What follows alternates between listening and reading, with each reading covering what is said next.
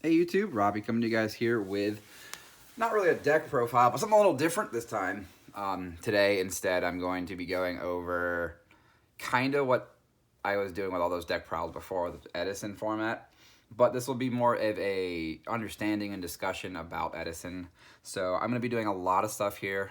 This might be a little longer of a video. I'm hoping to try to not bore you guys too much.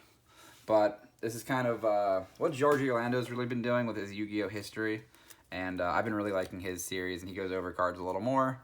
Um, so I'm just gonna kind of do the same thing. So Edison format is in April of 2010, but it plays off of the March 2010 ban list. So really, what we can understand is we're gonna start with the ban list, and then we're gonna move on from there with what things released up to the event, and then we'll go into decks during the event that you saw all the profiles of on my channel prior. So we're gonna start with the ban list. Okay, so the format before was very heavy on Lightsworn, French Twilight, Zombie, crazy fast decks. So honestly, a lot of the things that this ban list did was correct and slow that down. So we're going to start with the first card, which is Bryonic. This card was at 3 before that, so it's crazy.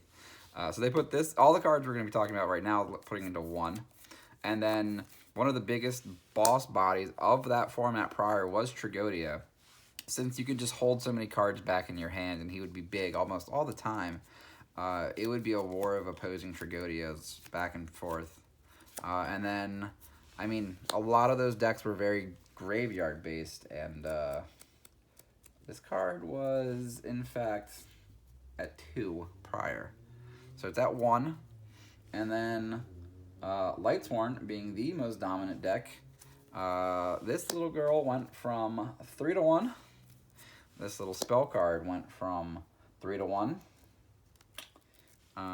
This little battle stopper went from 3 to 1. This bad boy went from 2 to 1. And then zombie cards, you have Mizuki. He went from 2 to 1. And we had Burial going from 3 to 1. Stop recycling that. Allure went from 2 to 1. And Necroface went from 2 to 1. And then to continue with a couple of the other cards that went from multiples to 1, we have Mind Crush, which was a very good side deck card at the time. Not the greatest main deck card of all, but it was put to 1 from 2. And then Destiny Draw was in fact put from 3 to 1 on this list right away. So they really wanted to hurt that Destiny Hero engine even more than they already had prior. And then I do not have a Magical Explosion. I could not find one. That went to 1 as well from 3. So that couldn't be that big of an issue too much prior. But these were all the cards that got touched on that list to 1. So as you can see what that format was like prior, a lot of the speed that Lightsworn really pushed and hammered into it. It definitely was a strong contender deck that just had to be heard. So next, let me just pick all that up. Next are the cards that went to 2 on the list. Some of them I'm missing again because they're not that crazy important. First and most foremost was Cyber Dragon, went from 1 to 2. This was really important, and as you saw a lot of the deck profiles, if you watched, a lot of those decks play Cyber Dragon. Not only was he just good tribute fodder for a lot of the Monarchs, he's also good synchro fodder because it's a free 5-star to get into your higher levels. And he also just deals with the Machina deck that we'll talk about in a little while. So Cyber Dragon coming back to 2 was really big. Dandelion coming to 2 was also really big because he was at 1 prior to this. So he actually got a bump up, and that actually kind of changes how one of the better decks, if not the best deck of the format, kind of plays how its style is, which we'll get to in a little bit. Honest went from 3 to 2. Again, following just like how crazy Lightsworn were, Honest had to be hurt. And that's just exactly what happens. And then our good boy Treeborn Frog here went from 1 to 2. So he actually got bumped up a little bit. So he got freed a tiny. Some of the other cards that also got hit were Black Whirlwind, went from 3 to 2. Even though Blackwings weren't really still that crazy in the format before, they were still a pretty good deck back then, and they're still a really good deck in this format now. So this was like a light tap on them. Not too much to hurt the Blackwing deck, but just enough. And then United We Stand went from 1 to 2. Demise King of Armageddon went from 1 to 2. Those are two cards I couldn't find either. That also got changed on here. And then these three trap cards went from 3 to 2 each. The first one is the side deck card that was really good, which was Royal Decree. And then Royal Oppression went from 3 to 2, which is crazy to believe that this was still at 3. And then Skill Drain went from 3 to 2, which is also crazy to think about that this card was at 3 for a long time. So these are all the cards that kind of shifted around to 2. So trap cards just kind of shifting around as well. So Royal Oppression was still a really good card. Not a lot of people played 2 during this format, but yeah, still a solid card. And then 2 cards went to 3 on this list. I have one of them. The other one didn't matter because it was that bad or not great enough. Smashing Ground went from 1 to 3. So that actually was decent against some of the bigger monsters and bodies out in the game. And then Mask of Darkness went from 2 to 3. But I'm not pulling one of those out because that one did not really matter as much with you guys. So as you can see, that's what shifted a lot of things in the format and what kind of helped the format a little bit here and there. So we are going to then move into what things released basically to shape the format that it is. So we have the first thing that came out, in January of 2010. So we're only going back a couple of months before the format really started and before the event itself. We have Duelist Pack Yusei, Duelist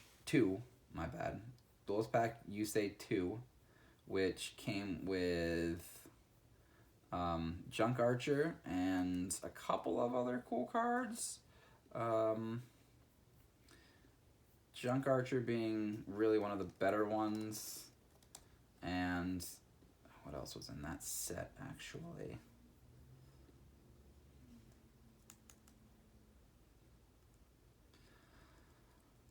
Not a lot of important things.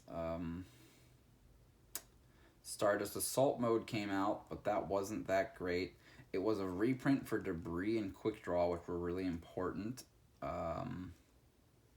So to add Junk Archer to the arsenal of the Synchron extra deck was really good. That's the one thing you need to know that we start in the format with is just this card. The next thing to come out is a main core set that was important, which was Absolute Power Force, which really was an absolute powerhouse of a format during this time, mostly with these 2 cards. There's other couple of cool cards that really did shape how it was useful. An example of that being Gravekeeper's Descendant. Just because then your Spy could actually turn into an alternate pop. So that actually wasn't a really good release out of the set. Later set cards were the X-Saber cards that came out. There were a couple like Hyunlei and X-Saber Emmer's Blade. And then way later in Yu-Gi-Oh's history, Fiendish Chain came out of this set. So in this core set, there were a couple of good cards just in general. Gravekeeper Stell also was in this set, so when Recruiter comes out way later, that's just another really strong card just out of this one set alone. So this set came out in February, and then A couple of other small releases that weren't that important between there and then, like the DT reprint of Chaos Torture, which was really nice, and a reprint of Gores. But then end of February came out the Machina Structure deck. Now this still was a powerhouse of a deck. With the gadgets, it still didn't quite have enough in that format because the ban list still hadn't quite taken in effect. So the stronger decks were just way better. Judgment Dragon blowing this up twice was fine, and it just was insane. So this comes way later though. This shines once the other decks are a little slower. Then from there comes out the tins, and the tin for this year came out with one of the strongest cards to define the format, which was Starlight Road. A free Stardust and a negation on Heavy Storm, Icarus Attack, Torrential Tribute, a Bottomless off of your Rescue Cat if you're summoning 2 Arbellums, which was crazy, but like still pretty solid. This stopped a Judgment Dragon. This stopped... Can't think of too much more that I just mentioned with those cards off the top of my head. But Starlight Road came out, and that really did kind of change Yu-Gi-Oh! With back row decks in a little while from there. Then, last but not least, that was important was the Absolute Power Force Special Editions actually came with super rares of both of these cards. So Dandelion coming out as a super and then being bumped up to 2 actually made your plant synchro type of strategies a lot more viable and a lot more accessible, since prior was only the ultra rare version of these 2 cards. Your dragon strategy still wasn't going to be as good back then, and even though I still like that Blue Eyes deck that I profiled, the Dandelion being reprinted is really going to shine at that next event, which is SJC Edison. So all of these things coming out were really important. And then another couple of 2 things that were kind of really big that were out for that event were a little different was Dark End Dragon was still only a prize card, but it was playable if you had it. There were a lot of decks that could use this card and abuse it. Plague Spreader, with any other Caius or anything like I've used in some of the decks. Blackwing decks could use it, but this was still a prize card, as I've mentioned in my other videos before. But now that we're in 2021, this is accessible. So if you look at lists back then, this wasn't common, but now that you can kind of shape how you build the decks now, if you're not going for authenticity of expensive whatever, then you can't play this card. But if you're going to just rebuild this format for a lot of fun, then by all means, I recommend using this card as well. And I can't stress how important this card is and how incredibly expensive this card was during the event itself, which was Kai Maratek, Fortress Dragon.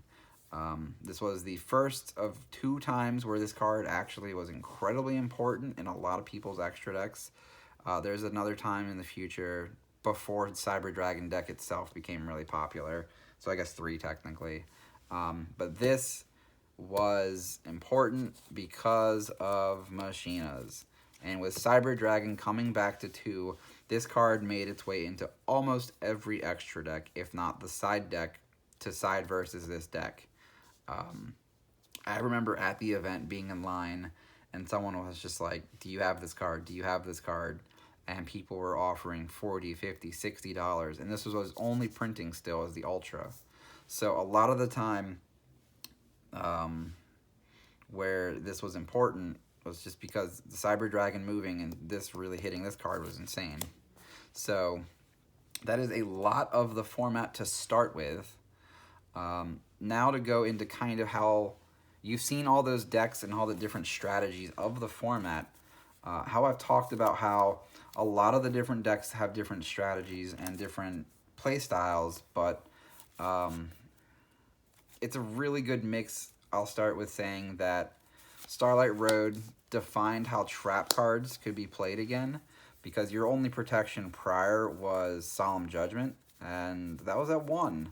So now you had basically a secondary copy of Solemn Judgment to set up and protect not only your back row, but your other monsters from being destroyed via Torrential Tribute or Mirror Force. So realistically, these two now were extra copies to stop other cards like this, but in turn, they were also extra protection for your extra back row. So, back row decks really got to be able to start taking a shine, because then they weren't going to care about only one Solemn being in their deck. If they got heavied and then pushed through, they could have road in multiple copies, which a lot of the other decks that were really trap heavy could have sided or played multiple roads. And even just side decking this card versus like Black Wings to stop Icarus attack, that could be a detrimental change in the flow of the game. So back row decks did take a bit of a huge leap up from there, but at the same time, a lot of the different decks still took advantage of the new idea of generating a +1 flip effect monster to use as synchro material or as tribute fodder, which a lot of the time, Hamster, for example, was a solid investment to getting in the flip effects for your Caius or Spy, as I talked about before. So not only did their generation of a +1 for follow-up to do more things, but they also were bodies on the board, and it just allowed you to just play cards that worked really well together off of each other. And their defenses were all incredibly high. Not a lot of decks pushed out a lot of high attack position monsters on turn 1. Some of the examples of decks that really could do that were just like this guy. The Cyber Dragon itself could in fact get over those, but then you're just generating another monster off of that as well. Blackwing's biggest example was normally either going to be Sirocco going second or Shura going first. So him tying with Hamster or losing out to Spy or having to waste a Colute to get over it was insane. This card did start to see a little more play because of these flip effect monsters, because a lot of time they could just set one monster pass, and that could be the Hamster or the Raikou or the Spy, and you're trading it off with the Doom Caliber Knight, which in these type of decks where he's a little more accessible and a little better, be it Gadgets or Black Wings, where you don't always need to have a monster effect being useful, he was incredibly strong. That's why the Blackwing decks played him for a bit, and Billy Break's Rescue Cat deck played 3 copies of Doom Caliber Knight. It's because he realized flip effect monsters are big right now, and this card clears them out. And then to continue with, even though the deck got hurt, the deck was still incredibly playable. Judgment Dragon still actually took a decent chunk of the spots in the event, and he was just insanely good, honestly. Your deck wasn't too hurt too bad. You just had to... You were slowed down a little bit, and you just really couldn't kill your opponent as quickly. But, I mean, he was still a boss, and he was still at 2. So, really, it was kind of scary to have to still worry about JD. Other than that, the other decks of that format were all pretty diverse. I mean, you had quick draw dandy decks really taking charge thanks to a lot of the things coming out between Dandy at 2, this coming out, Drill Warrior's effectiveness of being the absolute best card of the format, and yeah, I mean, really, like, this pushed how this, like, control synchro deck that generated a lot of card advantage got to build off of it with other cards like Drill Warrior Dandy, Drill Warrior Night Assailant, stuff like that. It really did define how you could just, oh, my Caius is in the graveyard, I'll get it back next turn. Oh, I got 2 tokens, okay, I'll just summon the Caius. Oh, I'll just keep repeating because the Caius got torrentialed. Like, Drill Warrior was just such a good card to do that.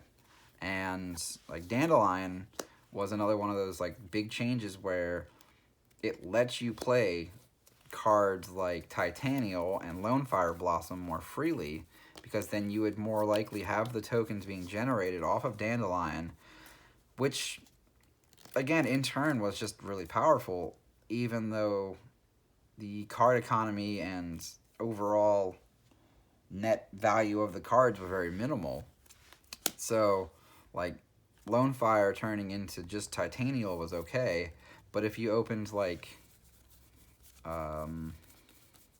Quick Draw Dandy Lone Fire, you were able to get to the Drill Warrior and the Titanial with a negation, so it was really solid. So really, like, everything that came out up to this point pushed a lot for the deck. And then the Machina deck just coming out and was still just very fresh in the mind of people, it really gave a solid push towards those gadget cards, because them being the machines needed to discard to summon, and these generating a lot of +1s, allowed you to just get back into the game with a lot of the solid trap cards that the deck played. So, in turn, this is a lot of information, and I actually really like that I sat down and actually kind of got through this. So the top 16 decks actually from that event were... There were 3 Quick Draw Dandy decks to start with. There was 2 Synchro Cat decks, a Lightsworn, a Doom Caliber Gadgets, a Flameveil, a Lightsworn Monarch, a Twilight, a Blackwing, Gravekeeper Burn, and 2 Glad Beast decks. So you can see how not only A, is that very diverse, but B, it showcases a lot of the different strengths and weaknesses that each other decks have. And it really does complicate how your decks had to be built, because a lot of the things that your normal decks could go run around, you had to watch out for Starlight Road. You had to watch out for anything like that. So, yeah. I hope you guys really enjoyed this, and sorry if it was a little longer than I expected. But this is my Edison breakdown, so I hope you guys enjoy. Later, guys.